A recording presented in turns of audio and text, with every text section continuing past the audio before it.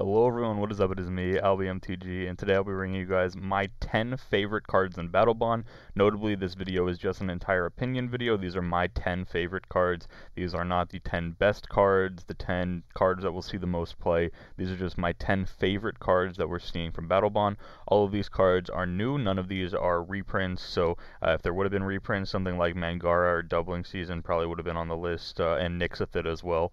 However, I decided to go with more of just simply the newer cards, and we'll go ahead and we'll get into this video right now. So the number 10 spot, we have Toothy, Imaginary Friend. Of course, when I first saw Toothy, I mean, who can't love Toothy? Like, this beautiful face on him and everything. But again, I love the ability as well, being able to draw cards equal to the +1/+1 counters whenever he leaves the battlefield. It's not just necessarily a dies trigger. He can be exiled and you can still draw the card. You can flicker him if you wanted to do that for some reason.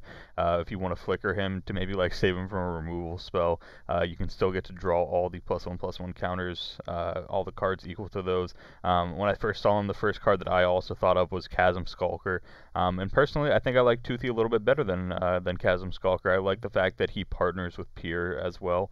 I think that it's kind of a cool card, and I like how in most of the partner with cards in the background you can see the other partner. Like you can see how Toothy is the main card up here, while Pier is just kind of like less important in the image. I like how in Pier's image all you see is the tooth of Toothy. You don't actually see Toothy himself. I think that that's pretty cool, and I like the design behind Toothy, and I think that it's a pretty cool card. Plus, who can say no again to a beautiful face like Toothy's? Onto the number 9 spot, I have Victory Chimes. Victory Chimes being kind of a cool little card for Commander.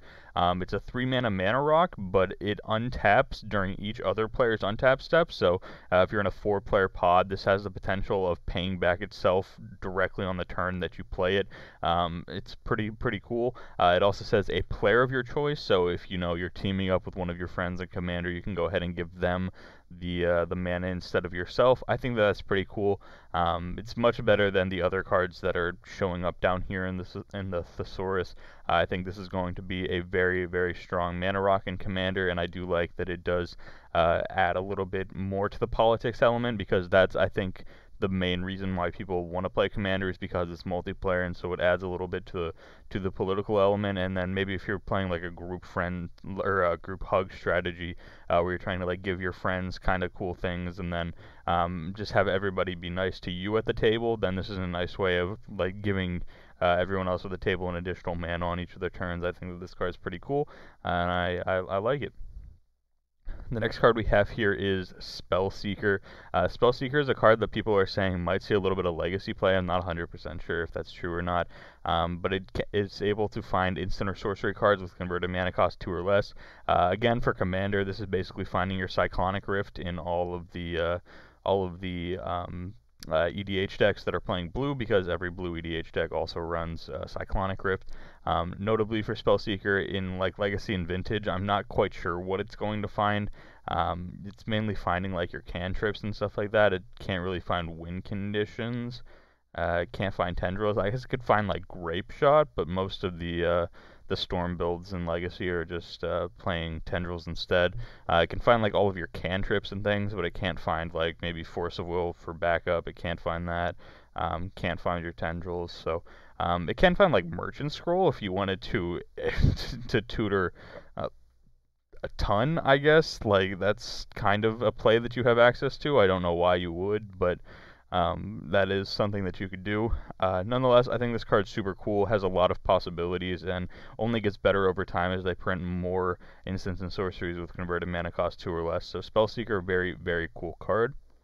The number, this is what, 7 card is Play of the Game. Play of the Game, another cool card, I think, for Commander. It says exile all non-land permanents, but it does have the assist mechanic. The assist mechanic being that another player can pay up to 6 of this spell's cost, 6 being the colorless. You at least have to put 2 white into it yourself. But I think this is going to become a staple in multiplayer Commander decks. For 1v1, it's not as good because in 1v1, you're obviously going to be paying 8 all the time. If you want to wrath the board, chances are that your opponent does not want to. But for multiplayer strategies, I think this card is just absolutely fantastic. It's a very, very strong card for multiplayer formats. The next card we have here is Cuddleup. This card isn't necessarily great. It's just kind of a common, not necessarily the most impressive card, but it's a 3-drop with assist, which again we just talked about. Another player can pay up to 2 of the spell's cost.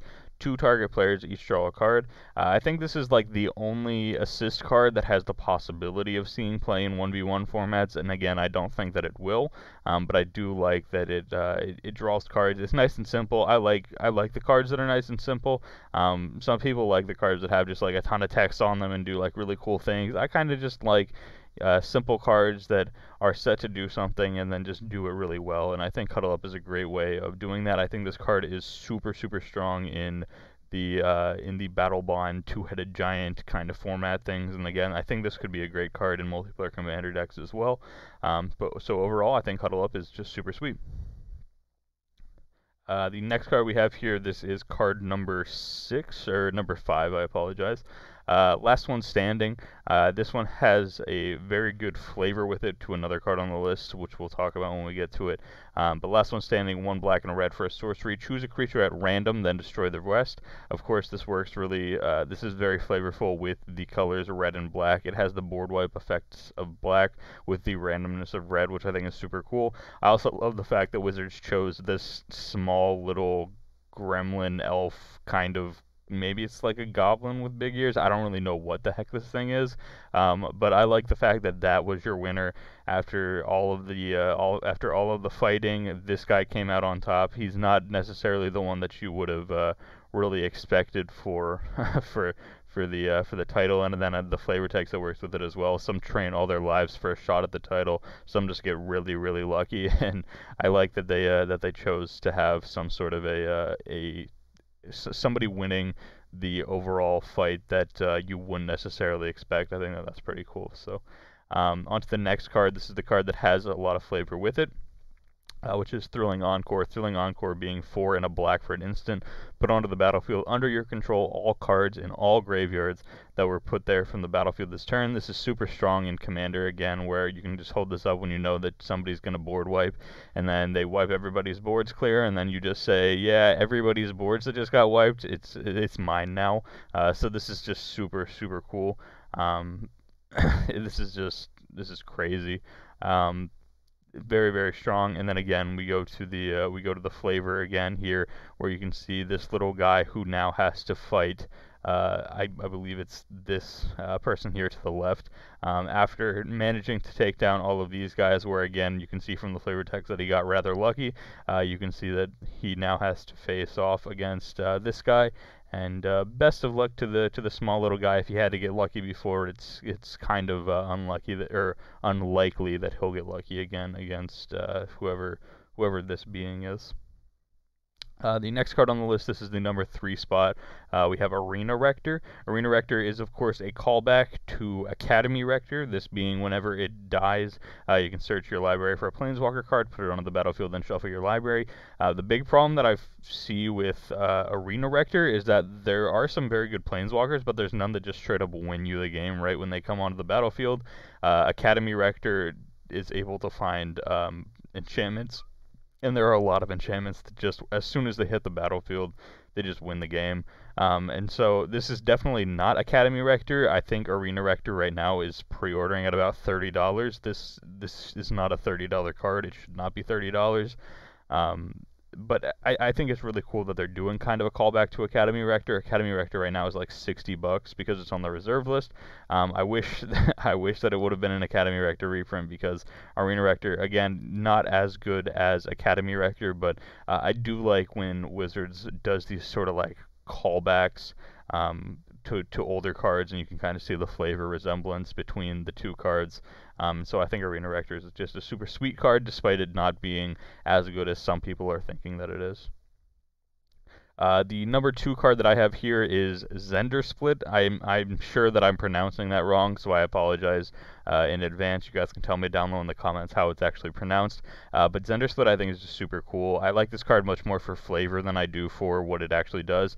A 5-mana 1/4 is horrendous.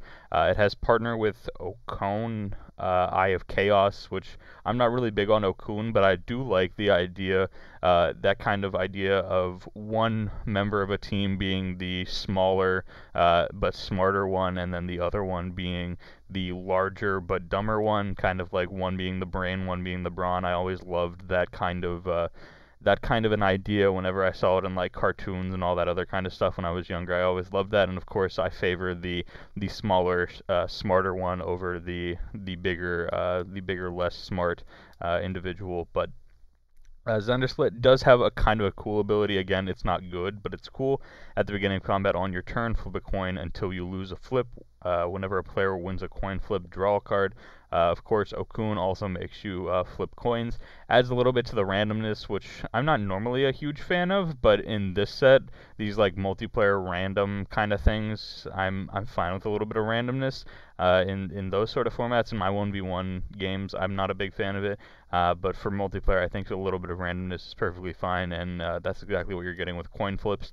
And so overall, I think Zender Split is kind of a cool mascot. This was when a lot of people, when they made the Battlebond announcement, a lot of people were like, "Oh my God, it's two-handed giant and stuff." And I just saw Zender Split, and I was like, "Yes, I want this guy. This guy caught my eye."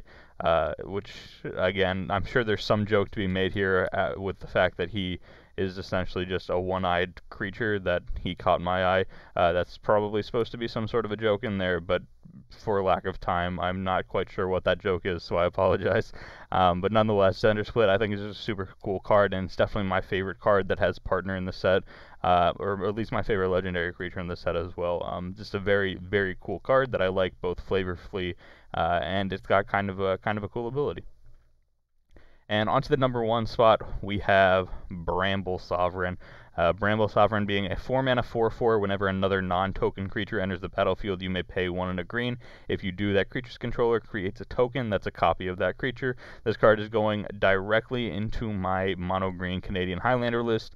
As soon as I get a copy of it, this is going to slot perfectly in there. Most of the time, whenever you get cards that have kind of like interesting effects to them, you wouldn't expect them to have a great body on their own, but a 4-mana 4/4 is just perfect.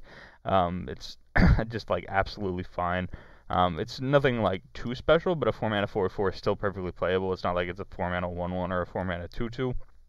And then it just has this crazy ability. I can produce quite a bit of mana in my mono green list. We're playing a ton of mana dorks, things like Llanowar Elves, Fyndhorn Elves, Elvish Mystic, Overgrown Battlements, Wall of Roots, all those kind of cards. And then it also runs like Gaia's Cradle, so we can definitely produce enough mana to where we can constantly be paying the 1 and a green additional to create copies of the creatures. And there are a lot of good creatures with enters the battlefield abilities, things like Elvish Visionary, Woodland Bellower, Fierce Empath. Just being able to copy those and get the additional enters the battlefield triggers. Also Hornet Queen, that's another one that we could copy that could give us just like a ton of tokens, which I think is super sweet. So overall, Brambles Sovereign being my favorite new card from Battlebond. And once again, we will go over the 10 cards here. At number 10, we have Toothy. Number 9, Victory Chimes. Number 8, Spellseeker. Number 7, Play of the Game. Number 6, Cuddleup. Number 5, Last One Standing. Number 4, Thrilling Encore. Number 3, Arena Rector. Number 2, Zender Split, Eye of Wisdom. And number 1, Brambles Sovereign. I hope you guys did enjoy this video. If you guys did, be sure to leave a thumbs up. If this is your first time seeing content from me, then of course a subscription would be appreciated if you guys did enjoy it. And again, keep in mind, this was just my opinion as to what my 10 favorite cards are. These are not the 10 best cards. These are not the 10 cards that will see the most play. These are just 110% the cards that I think are the coolest in the set. And of course, no reprints were included in this list as well. So again, if you guys did enjoy the video, a like would be appreciated. A subscription would be appreciated if you guys want to see more content like this, and let me know down below in the comments what are your 10 favorite new cards from Battlebond. Let's see how similar our lists are, and I'd love to hear from you guys down below in the comments. Of course, I will see you guys here tomorrow for yet another Magic the Gathering video.